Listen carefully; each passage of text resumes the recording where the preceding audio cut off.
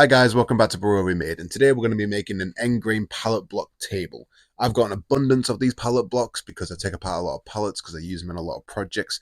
Instead of chucking them in the fire or taking them to the tip, I figured why not try to do something with them. You know, you use your scrap. So this is what we're going to try and make. It's like a flute table. It's going to have a little bit of power carving in it. We're going to obviously have our end grain top and bottom. I haven't done anything like this before. Let's hope it goes well. Let's try to keep the mistakes down to a minimum, and we'll get straight into the project. All right, so this is the first order of operations. This is going to be the stack for the middle of the table. You know, the thing I'm going to be power carving. So you can see I've got the wider ones from the top and bottom, so I can more easily do the flute. And the first thing we're going to do is we're going to make sure all these sides are nice and flat, so we can glue them together and have a seamless glue up throughout. So I'm going to try and do this in a combo of the table saw and the what's it called again? The thickness planer to flatten these two sides. So I'm probably going to line these up like this, hot glue them to a flat surface, and run them through the surface planer to get each side nice and flat, so when we glue it up there's no seams. So that's the first thing we're going to do. We'll crack on with that. I'll come back once I've flattened all the sides and we can get on with the glue up. Right, so I got every side of these nice and plain so they all fit together seamlessly. I don't really know how to glue this up because I can't really put it on its side like this because then the middle part will drop, and I can't really put it like this, well, because it'll fall over and stuff. So what I've decided I'm just going to do is I'm just going to wing it. Just going to start gluing it. Maybe I'll put some heavy weights on top to push it down. But we'll just see how it goes. This is more of an experimental project anyway, so let's just go. I'm not wasting any good materials because these are just pallet blocks, but I'm just going to go ahead and glue all these up. Maybe just put a weight on top and, like I say, just see how it goes.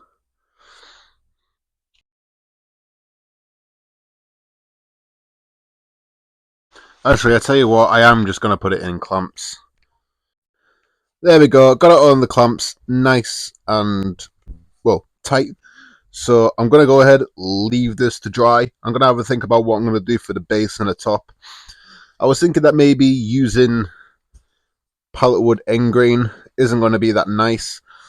So, and also I don't have enough pallet blocks to do an end grain top and an end grain bottom, and I think the bottom and top should match. So I'm going to have a little think about what I'm going to do, whether I'm going to cut these thinner so I can have more surface area and still do the end grain top, or if I'm just going to get normal pallet wood and just make a round top with that. So while this is drying up, I'm just going to have a little clean around and have a little think about it. Right, so this is all done drying up. Well, it's not done drying up. It's enough that it's holding together, but I'm going to leave it overnight to fully cure before I start power carving it. But while I was waiting for that to dry, I went and cut all of these pallet blocks. I cut them into thinner strips, and I took some other wood that I had. I have no idea what species of wood this is. If any of you know, please let me know down in the comments. All I know is that it's a softwood because, well, it is soft. So I've gone for this sort of brick pattern, and hopefully I can make a decent sized tabletop to fit on top of this. So what I'm going to do now is I'm going to glue all of these strips up lengthways like this, and then leave them to dry, come back tomorrow, square everything up along here, and then glue the whole block together. We'll go with that tomorrow.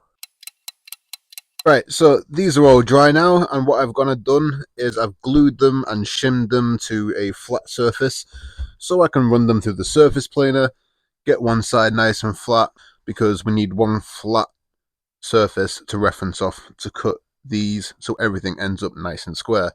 So I'm going to go ahead, I'm going to run these through the surface planer. I'll set you up on a tripod probably around there, and we'll get going.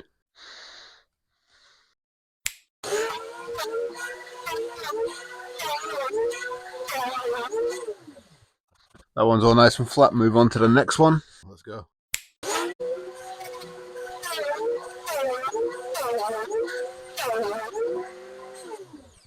Got a little bit of chip out on that one, but hopefully I think that'll be coming off when we come to make the table a circle.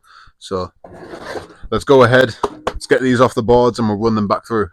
I have put this block here as a straight edge so I can sort of use this a bit like a joiner. So I can get one straight edge along everything and then I can just use the normal fence to straighten up the other side. So we'll go ahead and we'll straighten up all the pieces now.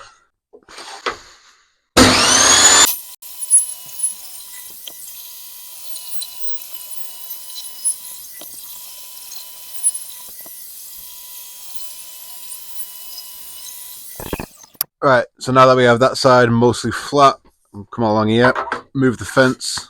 We want to preserve as much width as possible, so we're only going to take little cuts and do many passes to get these all flat. But let's go.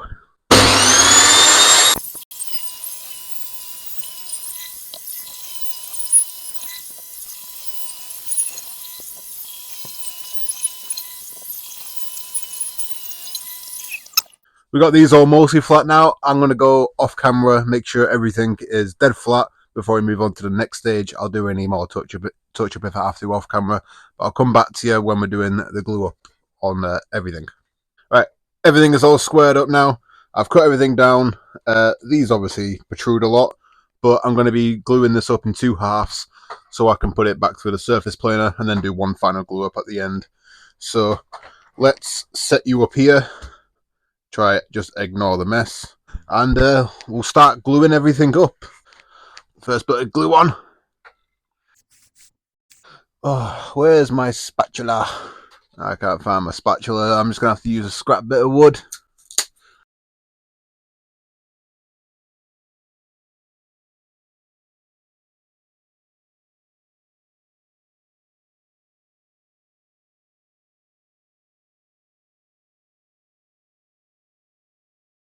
Right, so while that is all drying up, I'm going to make the base, the bottom round part. I decided I'm just going to go very, very simple with it. I want all the feature to be the top, really. So I've got this plank of pallet that I'm just going to cut up. And I guess we'll get straight into it. I'm just going to go ahead and start cutting.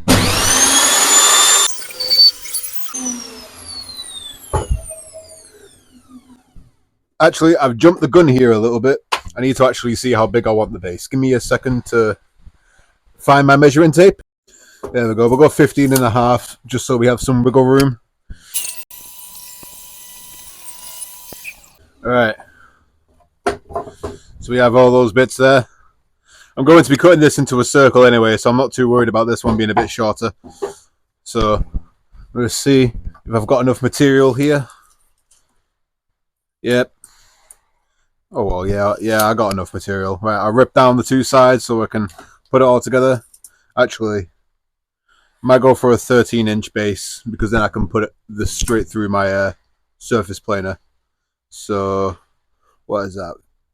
16.5. I need it to be 13. I'll be back in a minute. I got to do some maths. Figured out how wide I want them, so I'm just gonna rip these down now to the right size, and then we'll get them glued up.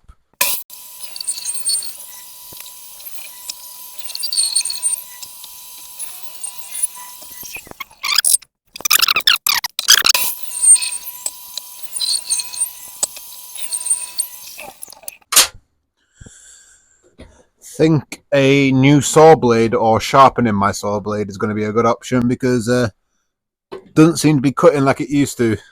And to be honest, I have accidentally run a few nails through it, so I guess that's no fault of the blade. Just me being stupid.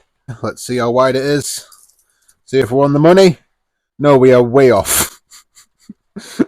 We're at 14.5 inches, so there's my math for you. Right, let's see how I'm going to do this. There again, though, I am working in inches, and I'm used to the metric system, so it's probably that. Alright. What's 13? 13 inches is 33 centimeters, and it's 36 centimeters now. So if I take a centimeter off each one, it should be alright. Right. Let's raise the blade back up. Move this in a centimeter.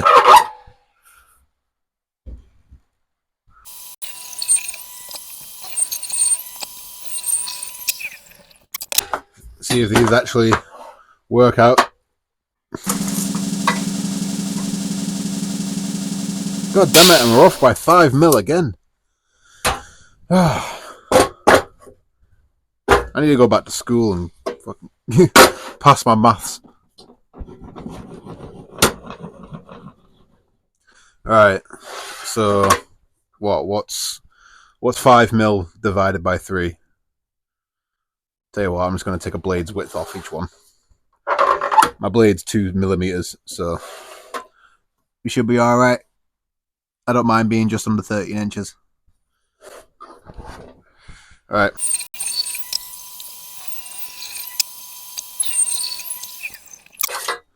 See if we're on the money this time. There we go, bang on 13 inches. First try. But we're going to go ahead, get these surfaces glued up, put in the clamps, and then tomorrow we can start cutting the circles out, and maybe we might have time for some power carving. I don't know. This might be a 2-part project. I decided I want to start uploading more regularly, so I'm going to start doing more, like part 1, part 2, part 3 sort of style videos, so I can get more uploads, because right now I'm uploading once every few months or so. It's just hard trying to keep a good upload schedule when I have my actual life and stuff to do as well. Like work. Isn't a clamps. I'm hoping I can get away with just using 1 clamp here. It's not a very big glue up or anything, so shouldn't need any more than 1 clamp.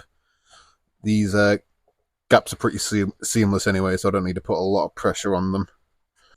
And nicely squeeze them together until we see all the glue squirting out.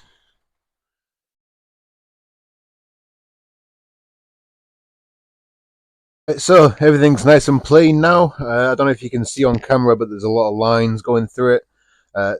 Looks like my blades are chipped on my surface planer, so I need to get that sorted. But for now, this is what I've came up with, this little jig. I've put a little nail in the center of this board, and I've measured half the width of the circle that I want and put the nail through there. So now I have a pivot point to move my router around. No idea if this jig's going to work, but we'll just go ahead and see.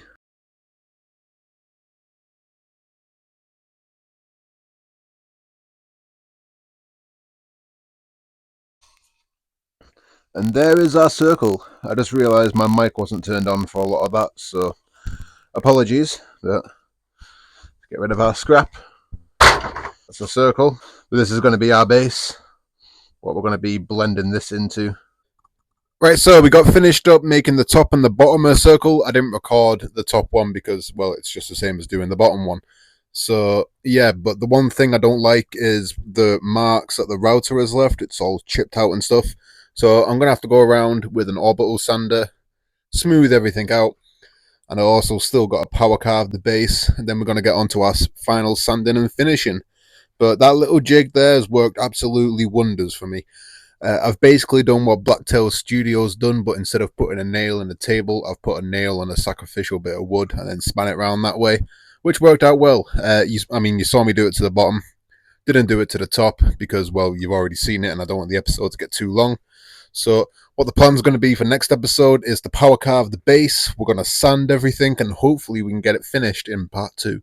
So thanks for following along. Thanks for watching. Please like and subscribe. I'll see you in the next one. Enjoy your day.